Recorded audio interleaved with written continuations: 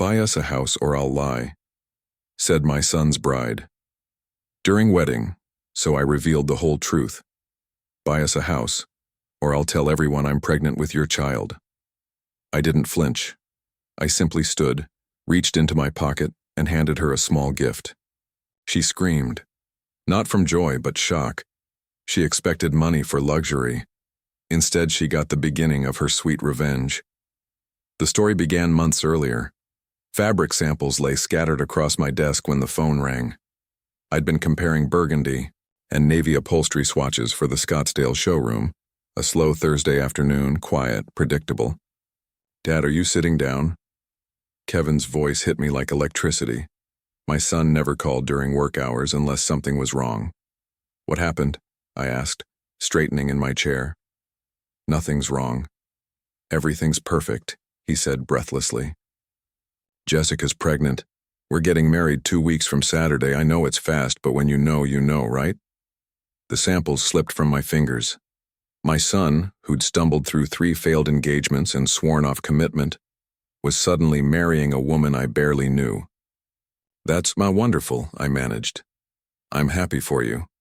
He paused, then added, "We want to come for dinner tonight so you can meet her properly." I glanced at my watch.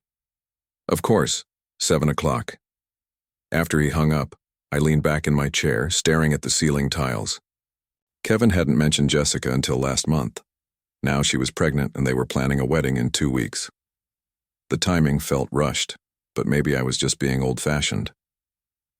That evening, I stopped at the market on Camelback for steaks, 2 ribeyes and a New York strip. Asparagus, baby potatoes, a decent bottle of Napa Cabernet. Back home, I set the table with Anne's china, the ivory plates with gold rims she'd inherited from her grandmother. If Kevin was starting a family, this moment mattered. They arrived right on time. Kevin came through the door with nervous energy, like a kid before his first recital. The woman beside him moved differently, calm, calculated. Her heels clicked across the tile with confidence. "Dad, this is Jessica." She was striking. Dark, hair pulled into a sleek ponytail. A designer dress that probably cost more than my monthly utilities. Her handshake was firm, her smile polite, but it never reached her eyes. "Charles," she said smoothly, her gaze sweeping the room, taking everything in. "Kevin talks about you constantly. What a lovely home." "Thank you," I said. "Dinner's almost ready." As we entered the dining room, her attention locked onto the china cabinet. "Are these antiques?" she asked, already lifting her phone. "Do you mind if I take a few photos? I love vintage design." Before I could answer, she started snapping pictures of the cabinet, the grandfather clock, even the credenza. "Jess is really into interior design," Kevin said, trying to smooth the moment. "I can tell," I replied, heading to the kitchen under the guise of checking dinner. Her tone didn't sound like admiration. It sounded like appraisal. Dinner began pleasantly enough. Kevin asked about business, but Jessica guided the conversation with unsettling precision. 4 stores, right?" she asked. "That must generate significant revenue." "It varies," I said lightly.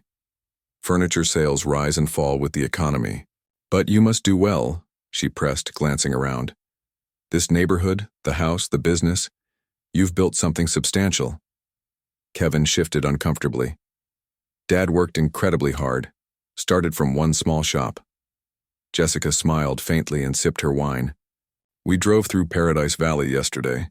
Those estates are breathtaking. That's where I picture raising a family. Good schools, safe neighborhoods. Don't you think that's important for children?" The implication hung heavy in the air. "Paradise Valley's expensive," I replied carefully. "Of course," she said. "But you can't put a price on a grandchild's future." Her hand slid over Kevin's. "We're still figuring out our housing situation. My current rental's a nightmare. Leaks, bad wiring. With a baby on the way, we need something safer." Kevin finally spoke. "We're looking at places, Dad. Nothing fancy." Jessica smiled wider. "Kevin tells me you're very generous with family. That's rare these days." I took a long sip of water, letting silence do the talking. Every instinct I'd honed over 40 years in business was screaming. These weren't dinner questions, they were calculations. The rest of the meal followed the same pattern. She'd compliment the house, then mention upkeep costs, praise the furniture, then ask what pieces were worth. Mention her loans, then slip in questions about how the family handled finances.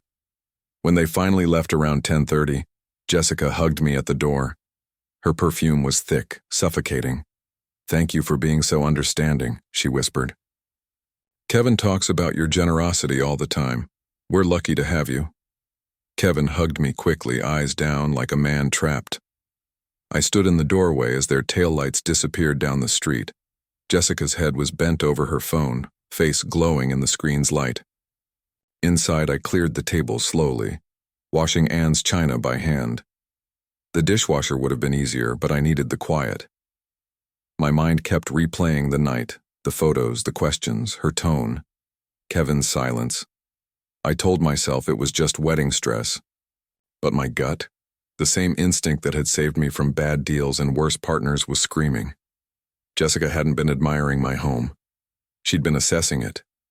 She wasn't seeing family. She was seeing value. The next morning, I woke after barely 3 hours of sleep. Every time I closed my eyes, I saw her face across the table, her questions, her calm control. By 10 Mars, I was in my office, staring at untouched reports.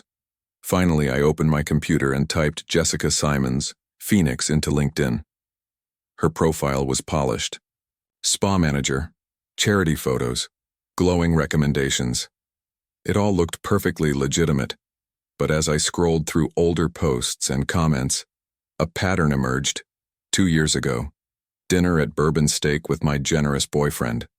3 years ago, photos at high-end restaurants with different men each time. Comments from one user kept repeating, another rich one. "You're so lucky, sis." That word, another, hit me like a knife. Not another good man, not another great love, just rich. I stared at the screen, my chest tightening. It felt wrong, invasive, ugly. But Kevin was my only son, and if someone was targeting him, I needed to know. My phone sat on the desk. I picked it up 3 times before finally scrolling to Marcus Jennings. We'd met years ago through business circles, charity events, networking dinners, polite handshakes between acquaintances. Marcus worked in credit verification services. We weren't close, but he was dependable, discreet. The conversation was brief and uncomfortable. "Marcus, I need a favor. Something unofficial. It's about my son's fiancée." He didn't ask questions. "Give me your information," he said simply. He called back at 4:30. His tone was low, cautious.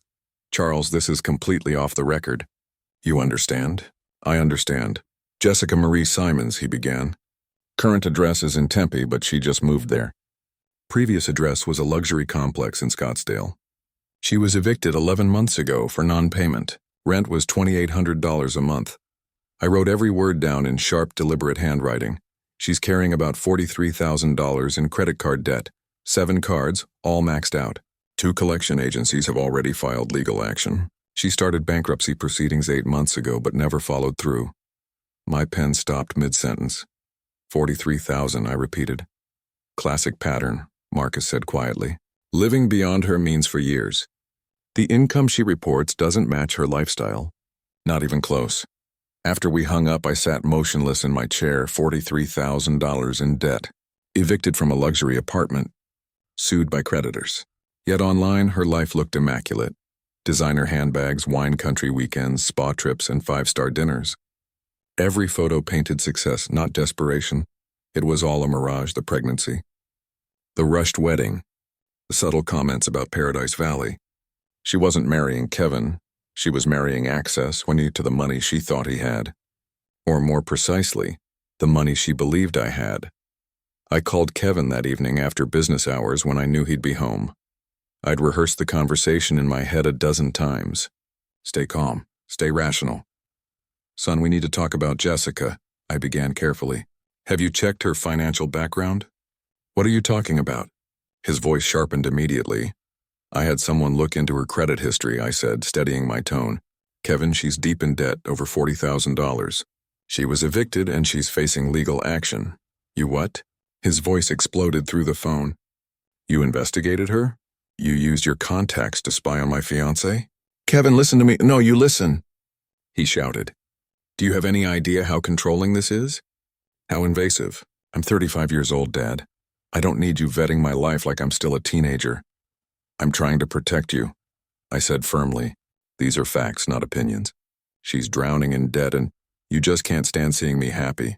His words cracked, full of frustration. You never approved of anyone I dated. Rachel, Michelle, Sarah, you found faults with all of them. This isn't about approval, I said quietly. It's about a pattern. A woman with severe financial problems suddenly pregnant, pushing for a 2-week wedding. Please, Kevin, just think about it. You can't stand the thought of me being happy with someone you didn't choose. His voice was raw now, trembling. I should have known you'd find a way to ruin this. Kevin, don't hang up. Don't call me again. The line went dead. I sat there, staring at the darkened screen, the sunset outside bleeding orange and violet across the Phoenix sky, beautiful and meaningless. I opened Jessica's Instagram again. Every image gleamed with wealth, handbags, jewelry, dinners, weekend getaways. None of it matched her supposed salary at a spa. None of it made sense, unless someone else was paying or she was hunting for someone who would. Maybe the pregnancy was real. Maybe it was a story. Either way, the timing was deliberate. The quick engagement minimized questions. The expensive wedding talk planted expectations. Kevin's defensiveness kept me from interfering. She'd done this before. Amanda's comment had confirmed it. Another rich one. I opened my drawer and pulled out a legal pad, my old habit when I needed to untangle problems. At the top, I wrote Jessica Simons, what I know. The list grew fast. Debt totals, eviction dates, the dinner questions, her financial inconsistencies. By the time I stopped, 3 full pages were filled with notes. Kevin wouldn't listen. That was clear. He'd chosen his side and it wasn't mine, which meant I had 2 weeks to find proof. 2 weeks to stop her before she destroyed my son's future. A week passed with silence heavy enough to crush me. 7 days since Kevin's outburst. 8 unanswered voicemails, each one weaker than the last. The first 2 had been calm explanations. By the 4th, I was pleading. By the 7th, I didn't bother sounding composed. No response. Thursday afternoon, I drove past Kevin's apartment in Tempe. Jessica's white BMW sat in his parking spot like a claim of ownership. I circled the block twice before forcing myself to leave. The next day, Marcus called again, hesitant this time. Charles, I probably shouldn't tell you this, he said quietly. But Kevin emptied his savings, $47,000, all gone for the wedding. And that's not all. He took out a personal loan. $35,000, 18% interest, I said nothing. $82,000, Charles, for a single event. When he hung up, I just sat there staring at the floor. Kevin's savings gone. Now he was in debt too. A few days later, the invitation arrived. Heavy cardstock embossed letters, the Phoenician Resort, Scottsdale. Ceremony at noon, February 22nd. I looked up the venue. Wedding packages started at $80,000. The premium options, the kind Jessica would demand, easily doubled that. Kevin's finances didn't cover it. So who was footing the difference? I called the resort under a different name, pretending to inquire about availability. I was wondering what's included in the Powell ceremony on the 22nd. Oh, it's going to be beautiful, the coordinator said. Premium everything. Open bar, top-shelf liquor, live orchestra, imported French roses, 5-course menu for 200 guests. They spared no expense. I thanked her and hung up, my stomach hollow. Kevin was drowning, and Jessica was tying the weights. That night I sat at the kitchen table, typing messages to my son and deleting everyone. Son, please call me back. Delete.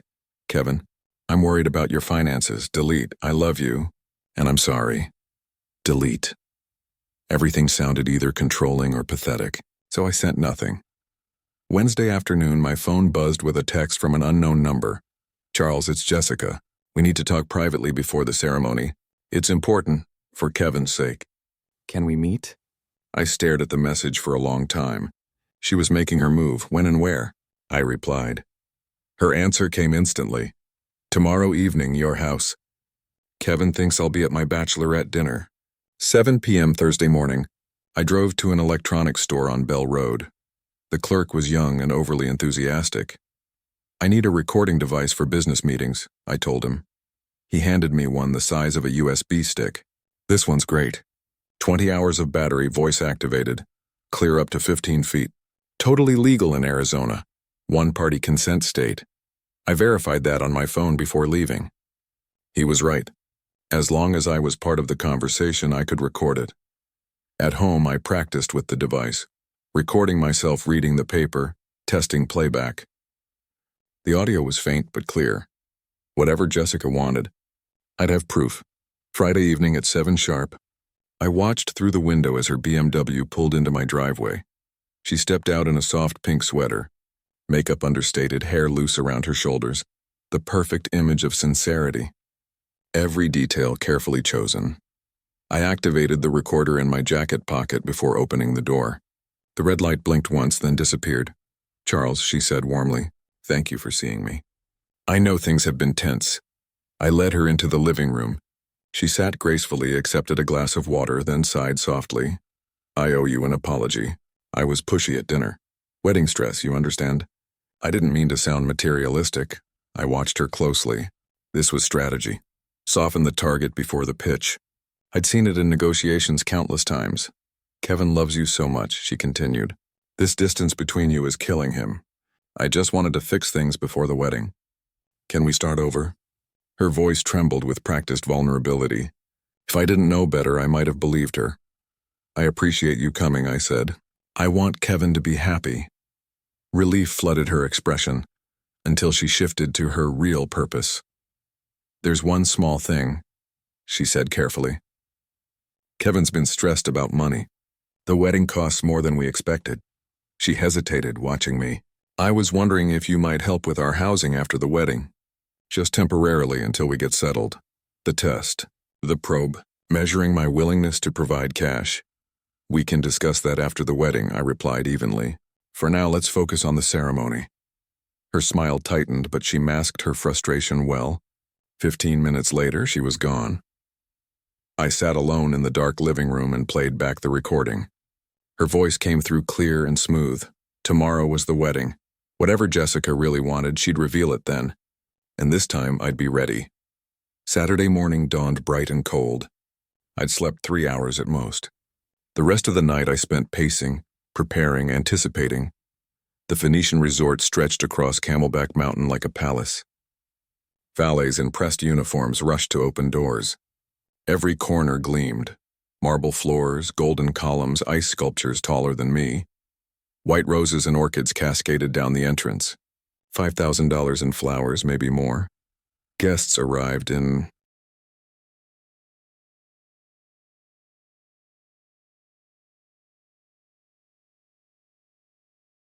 designer suits and glittering gowns. Kevin's old college friends, successful and smiling. The perfect audience for Jessica's masterpiece. I touched my jacket pocket, feeling the recorder's weight. My phone buzzed. Guest lounge, second floor, east wing. 11 a.m. Alone. I made my way through the grand ballroom. Chandeliers glittered over gold chairs and a champagne fountain that shimmered like liquid light. Through an open door, I saw Kevin laughing with his groomsmen. He looked relaxed, radiant. My chest tightened. At exactly 11, I climbed to the second floor. The guest lounge was empty, sunlight pouring through floor-to-ceiling windows overlooking the mountain. I turned on the recorder. One red blink, then silence. Jessica entered at 11:03, closing the door behind her. Her wedding gown was breathtaking. Vera Wang, silk and hand-beaded crystals catching the light. An image of perfection. But I knew better. Her makeup was flawless, subtle, and calculated. Her hair was swept up in an intricate updo, diamond earrings catching the morning light like fire. She looked every bit the perfect bride, except for her eyes. They weren't soft or emotional. They were cold, deliberate, and precise. Charles, thank you for coming early. Her tone was warm, rehearsed. I nodded, but said nothing. She walked to the window, gazing out at the mountains as sunlight spilled across the marble floor. "It's a beautiful day," she said casually. "Kevin's so happy. He wishes you two weren't fighting." "I want him to be happy," I answered carefully. "That's all I've ever wanted." She turned then, her smile polite but lifeless. "Then we should talk about how to make that happen. Permanently." The word permanently hung in the air like a blade. Her tone shifted. No longer friendly, now businesslike. "Charles, let's be practical. Kevin and I need a home. Paradise Valley. Something around 850,000, I blinked. "Jessica, that's a significant amount." "I'm pregnant," she cut in smoothly. "We need proper space." "You're a grandfather now. Surely that means something." I forced my voice to stay calm. "I can help with a down payment, 15, maybe 20%, but buying the whole house." Her expression changed instantly. The warmth vanished, replaced by something predatory. She stepped closer, her voice turning sharp. "Here's what's going to happen.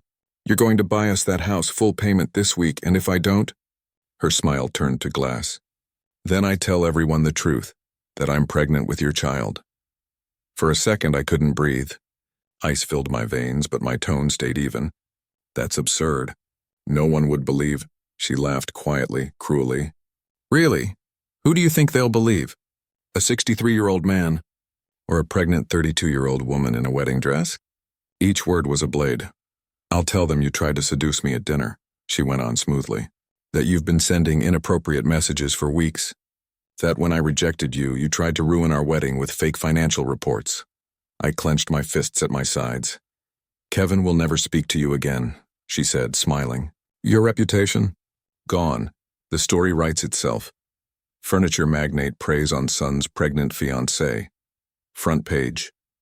Or," her eyes glittered, "you buy us the house, play the doting grandfather, and everyone stays happy." "You have 60 seconds." The silence was suffocating. My heart pounded in my chest. Shock, anger, disbelief. Then it all sharpened into something else. Clarity. I looked her in the eye and said quietly, "Jessica, you just made the biggest mistake of your life." Her smile faltered. "Excuse me?" I reached into my pocket and held up the small black device.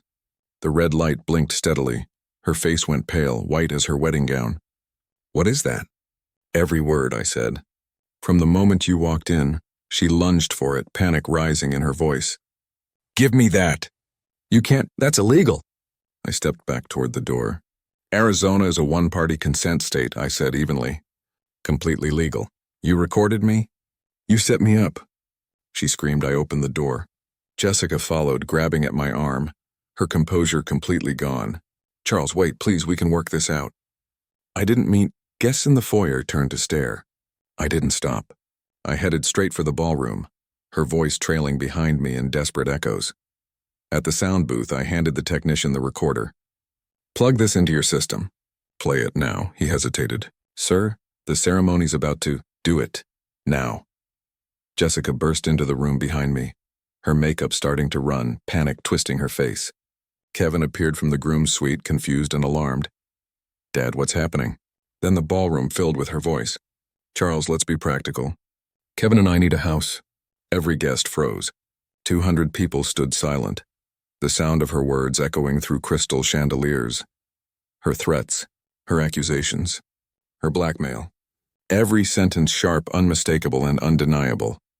Kevin's expression shifted from confusion to disbelief, to horror. When the recording ended, silence blanketed the room.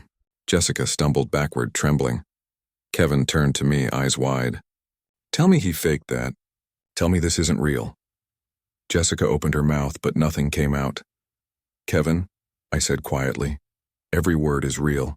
I can show you the file, timestamps, metadata." He didn't look convinced. His face hardened instead, walls going up between us. A voice from the crowd whispered, "I heard what I heard. That woman was blackmailing him." Jessica clutched Kevin's arm, tears streaking her face. "He edited it. He manipulated the audio?" "Charles, how could you?" Kevin's voice cracked. "Dad, please tell me you faked it." "I didn't," I said. "It's all real." Jessica's tears came faster now, perfect, rehearsed. "Kevin, he's trying to destroy us. He never wanted you happy. He's jealous." I stepped closer. "Son, she threatened to tell people you weren't the father. She demanded $850,000. You heard it yourself. But Kevin shook his head. You've always done this, he said, his voice breaking. Every relationship, every woman, I was never good enough for you. You can't stand to see me loved. His words hit harder than any blow. This isn't about control, I said quietly. It's about truth. You recorded her without permission, he shouted. You set her up. You're alone, Dad. You can't stand that I'm not. He took Jessica's hand. We're leaving. Don't ever contact me again. Jessica glanced back at me as they walked out. Her face streaked with tears, but her eyes glimmered with victory. She'd lost the wedding, but kept her hold on him. The guests scattered, whispering. A few looked at me with pity. Others avoided my eyes. The resort manager approached carefully. Mr. Powell, we'll handle the cancellation arrangements.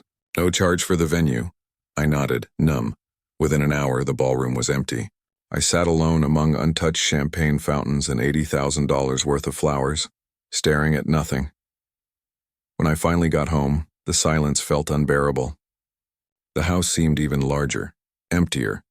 Anne's absence like an open wound. The next morning, my phone buzzed with a text from Kevin. I'm not your son anymore.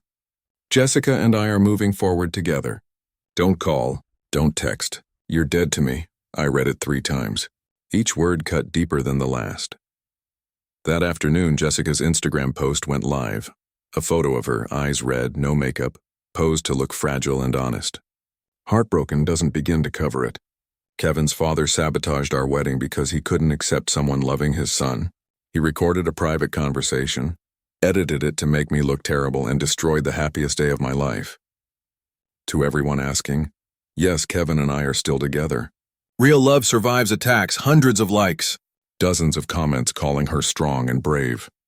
Buried somewhere in the thread were a few dissenting voices. I was there.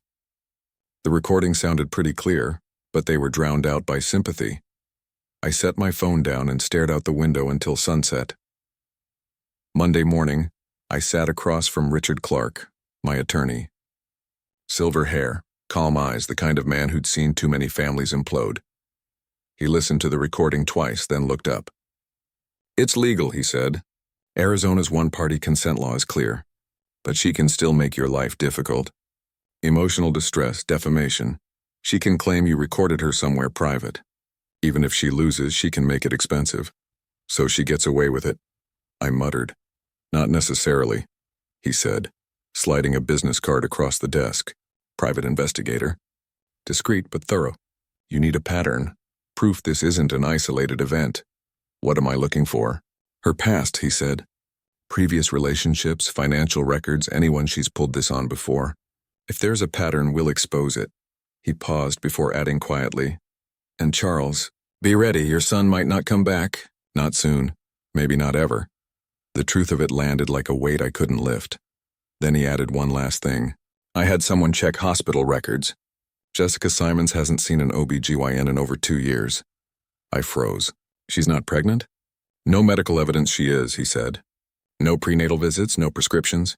Either she's lying or she miscarried and didn't tell anyone. A hollow anger burned in my chest. She'd fabricated a pregnancy, used it to manipulate my son into marriage and me into submission. That wasn't desperation. That was strategy. Days later, 3 manila folders sat open on my desk. The investigator's findings. Folder 1. Robert Green, 45, divorced tech executive. Paid Jessica $75,000 after she threatened to accuse him of assault. Folder 2. Michael Torres, 51, real estate investor. Claimed she was pregnant, demanded $50,000, then miscarried 2 weeks later. Folder 3. David Chen, 48, restaurant chain owner. Paid $30,000 to avoid a harassment accusation. 3 men. 5 years. $155,000, each story identical. Charm, acceleration, pregnancy or scandal, payout, disappearance. At the bottom of the investigator's report, one line stood out. Subject displays textbook predatory financial behavior. I sat back in my chair, staring at the words. Proof. Finally. But proof doesn't heal what's already broken. She targeted men 15 to 20 years older, men with reputations to protect, family names, and established wealth. Kevin fit the pattern perfectly. He wasn't rich himself, but his father was. The realization made my stomach twist. Jessica hadn't fallen in love with my son. She'd studied him like a business opportunity. It was Wednesday afternoon. I was at my flagship store, checking inventory when my assistant approached. "Someone's here to see you. Says it's personal." A woman stood near the entrance, early 60s, gray hair in a neat bob, simple cardigan, holding a library book. Her eyes carried the same cheekbones as Jessica's, but without the coldness. "Mr. Powell," she said gently, extending her hand. "I'm Barbara Collins, Jessica's mother. Could we speak privately?" My first instinct was suspicion. Another manipulation. But her eyes were steady, sad, and real. I led her into my office and closed the door. She sat carefully, took a breath. "I owe you an apology, and maybe an explanation." Her voice trembled, not from weakness, but from exhaustion, like someone who'd been carrying a secret for too long. "I saw what happened at the wedding," she said. "Someone posted the video online." I winced. I hadn't known there was video. "I've watched my daughter manipulate people since she was 16, she continued quietly. "Boyfriends, employers, even me. She stole $12,000 from my savings 3 years ago. I filed a report, then dropped the charges when she cried and promised to change." Barbara's expression didn't waver. "She's done this before. I don't know all the details, but I've seen the pattern. She finds men with money. The relationships end abruptly, and suddenly she's driving a new car or taking expensive trips." "Why are you telling me this?" I asked, trying to read her. She looked me in the eye. "Because you tried to protect your son, and he punished you for it. I know what that feels like. Jessica pushed me away years ago. The only time she contacts me now is when she needs money or an alibi." She paused.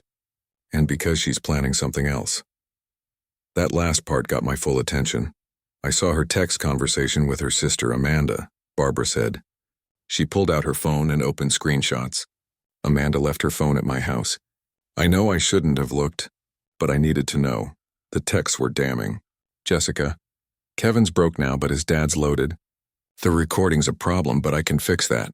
I'll get Kevin to sue Charles for emotional damages. We'll split whatever we win." Amanda, "You think he'll sue his own dad?" Jessica, "He'll do whatever I tell him. He's already isolated. Give it 2 months. I'll make it about childhood trauma or therapy costs." I read it twice, my pulse steady but cold. "You're giving this to me?" Barbara nodded. "Because I failed somewhere along the way. I can't undo it, but I can stop her from hurting more people. You have the means to do what I couldn't." Her voice softened. "Kevin's in danger, even if he doesn't see it yet." Then she said something that hit harder than any evidence could. "She treated your son like a business investment." Something shifted inside me. The anger turned into resolve. Strategy. Barbara met me again the next morning, neutral ground, a coffee shop. She brought more. Deleted social media posts bragging about landing wealthy men. We talked for hours. About Jessica, about Kevin, about loss. She told me how her husband had left when Jessica was 10, how she'd raised 2 daughters on a librarian's salary. "Jessica always wanted what we couldn't afford," she said quietly. I thought it was normal teenage envy. I didn't see what it really was, hunger. That first meeting turned into several. At first, we met to share information and plan legal steps. But slowly, the conversations drifted. From evidence to books, from court filings to life after grief. I began to notice her calm intelligence, her dry humor, the way she listened completely.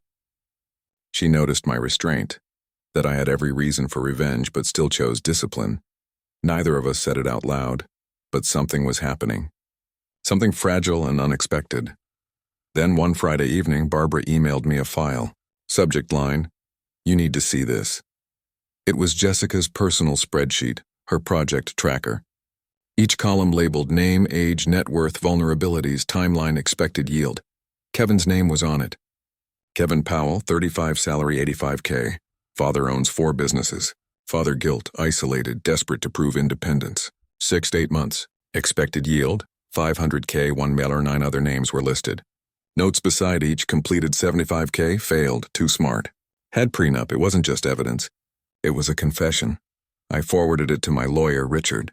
His reply came within minutes. This changes everything. We can go after her for fraud, but timing will be critical. We reveal this too early, she'll spin it. We wait, we trap her. Barbara and I met again that evening. I slid the laptop toward her. What's the goal?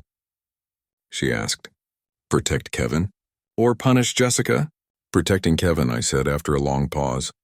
Even if he hates me for it, she nodded. Then we do this carefully. Together. The word together carried more meaning than either of us said aloud. A week later, the private investigator sent me another report.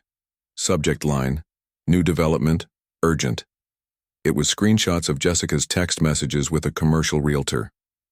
She'd found a luxury spa property in Paradise Valley. $15,000 a month rent. Her pitch to Kevin, we'll be partners. Your business degree, my spa management experience. We just need a small loan. Attached were renovation quotes and equipment lists totaling nearly $300,000. Then the final text made my stomach turn. My fiancé is securing a $200,000 loan. Can you hold the property for 2 weeks? 2 hours later came another email from the PI labeled, Confidential Smoking Gun. Jessica had already registered an LLC in Delaware, Serenity Wellness Holdings. The sole owner wasn't Kevin, it was Jessica. Bank records linked the company to an offshore account in the Cayman Islands. The investigator's note was blunt. Classic extraction setup. Loan goes to equipment vendors she secretly controls. Money vanishes. Business fails. She disappears. Kevin wasn't a business partner. He was a funding source I called Richard. Can I stop this quietly? Without revealing myself? Anonymous tip, he said. Send her credit report and the LLC structure to the bank's fraud division. They'll kill the loan. That afternoon, I sat in a public library surrounded by teenagers doing homework. I created a new email account and attached everything. Subject fraud alert. Kevin Powell loan application. Then I hit send. 2 days later, my phone rang. Kevin's number. I didn't answer. The voicemail was angry, raw. I know you did this. The bank rejected our loan. This is low even for you. An hour later, Jessica called using his phone. Charles, we need to talk about boundaries. You're interfering with Kevin's business now.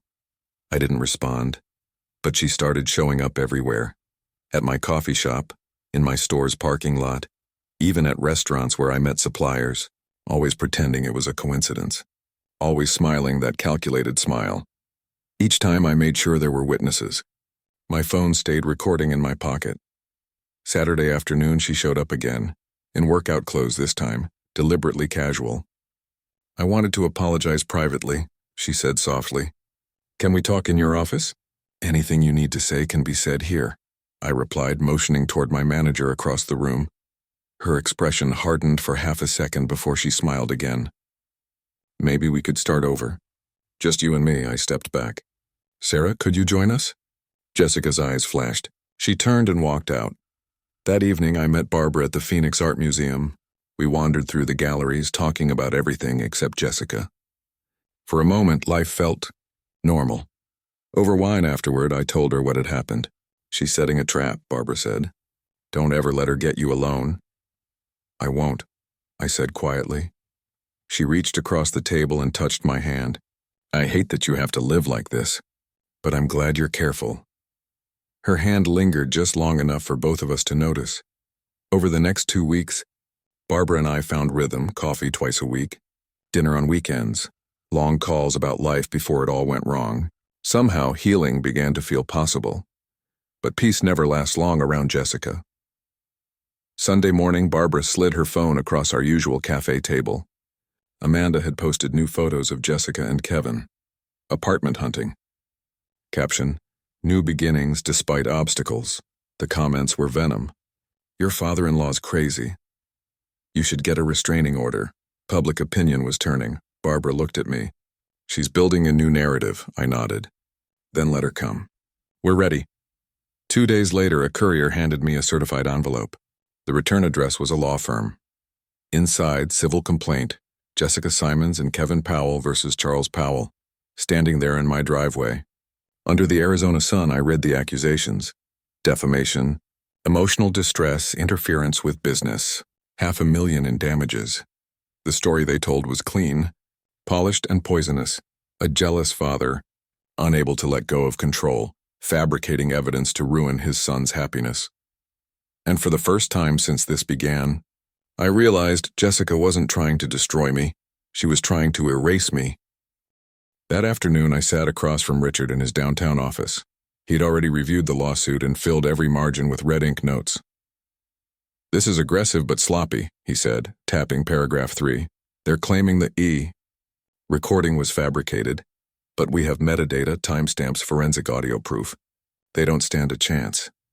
He flipped another page. "They're also accusing you of sabotaging business deals.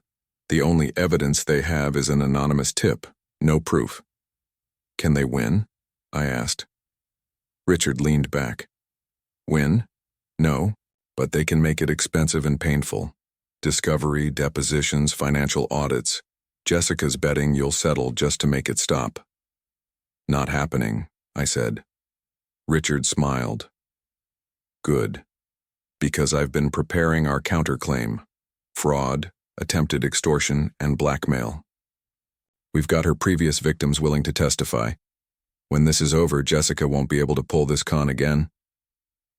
A few days later, I learned Kevin had been fired. Mark, a mutual business contact, called me privately. "Charles, your son's been missing deadlines, arguing with everyone. He's not himself. Whatever's happening with that woman is destroying him." After I hung up, I wrote to Kevin. "Son, I heard about your job. Please talk to me. Whatever you need, I'm here. This lawsuit doesn't change that I love you." I sent it to every address and number I had. None were opened. Jessica had blocked all communication. Over the next 2 weeks, I wrote him letters by hand. Heartfelt, apologetic, explaining the truth, defending my choices, offering help with no strings attached. I sent them all to his apartment. None came back, none were answered. I imagined Jessica reading them first, deciding what he could see. The silence was unbearable. Then Barbara called. Her voice was tight. "Amanda just told me Kevin's selling his apartment." That hit hard. His only real asset, the home he'd worked years for. Jessica had convinced him they needed the money for legal fees. She already had a real estate agent lined up. I did the math. He'd clear maybe $80,000 after mortgage. Jessica would burn through it in months. I tried everything. Video messages, voice notes, anything to reach him. "Kevin, please. Jessica has an offshore account. She's done this to 3 other men. I can prove it. Just look at the evidence." The message showed as delivered but never opened. I recorded another one. Raw, desperate. "I know you can't hear this. Jessica's blocking everything. But I'd do it all again, every warning, every confrontation, because I can't watch her destroy you." I never sent that one. It felt too broken. Late one April evening, I sat surrounded by legal files and court documents. The lawsuit was moving forward, and Kevin was spiraling, jobless, broke, isolated. The question I'd been avoiding came back.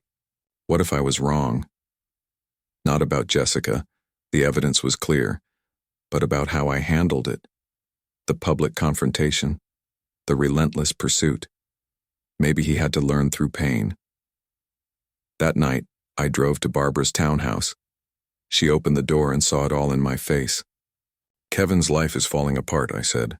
"Maybe if I'd handled the wedding differently, privately." Barbara squeezed my hand. "Jessica's done this before. You didn't ruin Kevin's life. She did. You gave him the truth.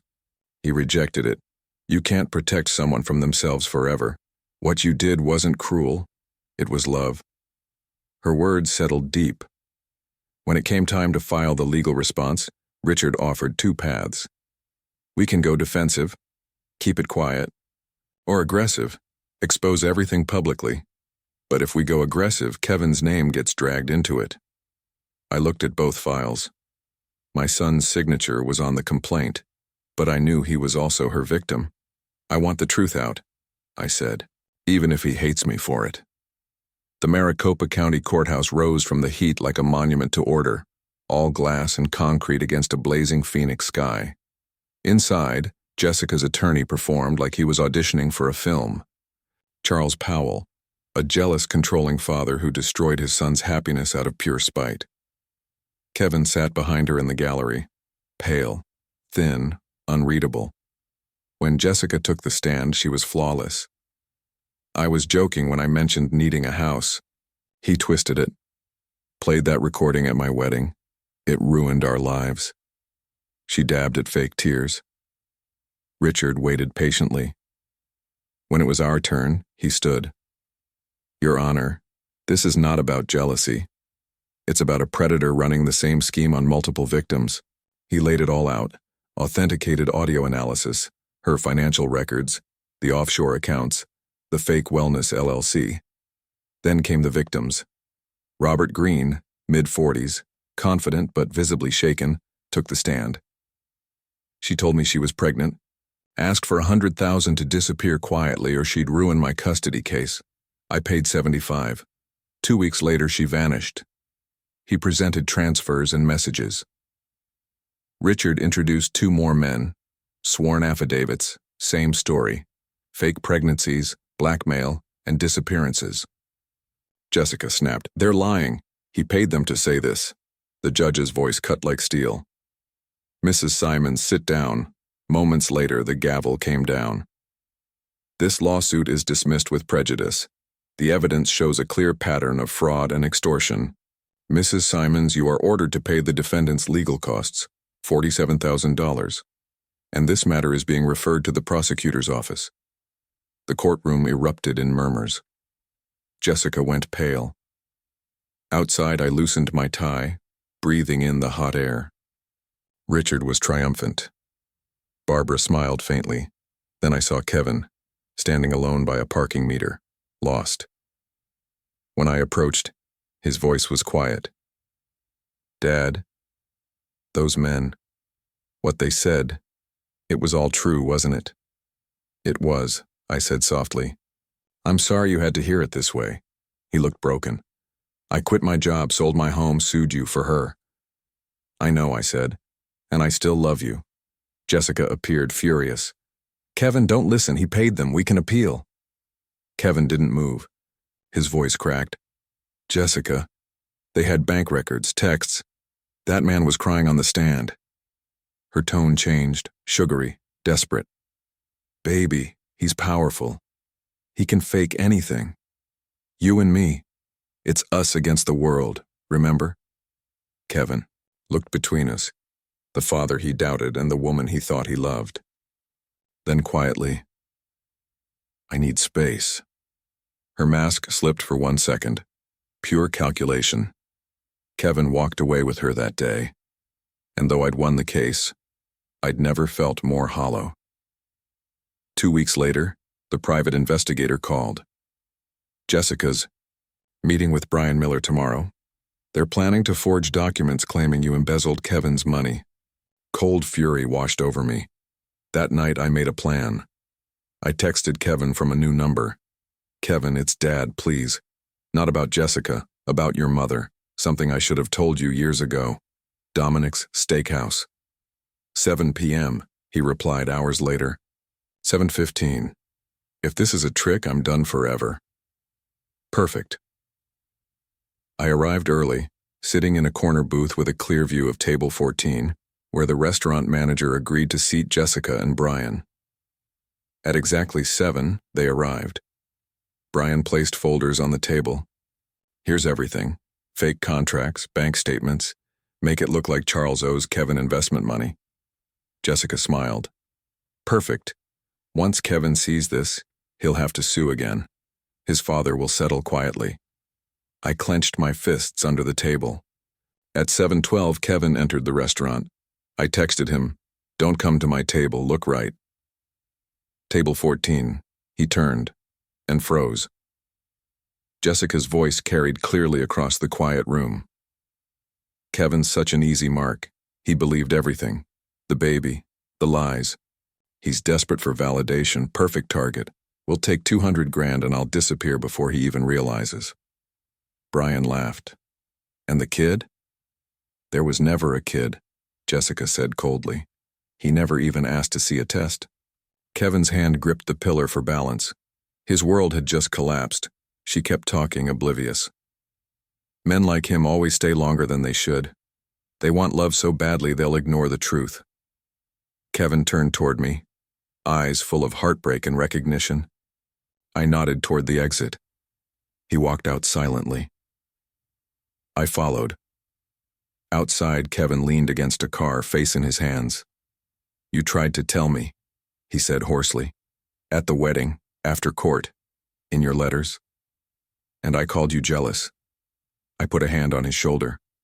"You were manipulated, Kevin. There's a difference between being blind and being deceived." "I lost everything," he whispered. "You still have me," I said. He broke then, sobbing into my shoulder. After 8 months of silence, I finally held my son again. Inside, police officers entered the restaurant. They arrested Jessica and Brian on charges of fraud and forgery. By morning, Jessica had skipped bail, vanished from Phoenix. I didn't chase her. She was gone from Kevin's life. That was all that mattered. August arrived with cleansing monsoon rains. Kevin moved into my guest room, started therapy, and began rebuilding. Slowly, he came back. Laughter at breakfast, plans for work, the light returning to his eyes. One evening, Barbara and I sat with him on the patio. "We have something to tell you," I said. "Barbara and I are getting engaged." Kevin smiled. "About time, Dad. She's way too good for you." We laughed, all of us. At the engagement gathering later that month, Kevin stood to give a toast.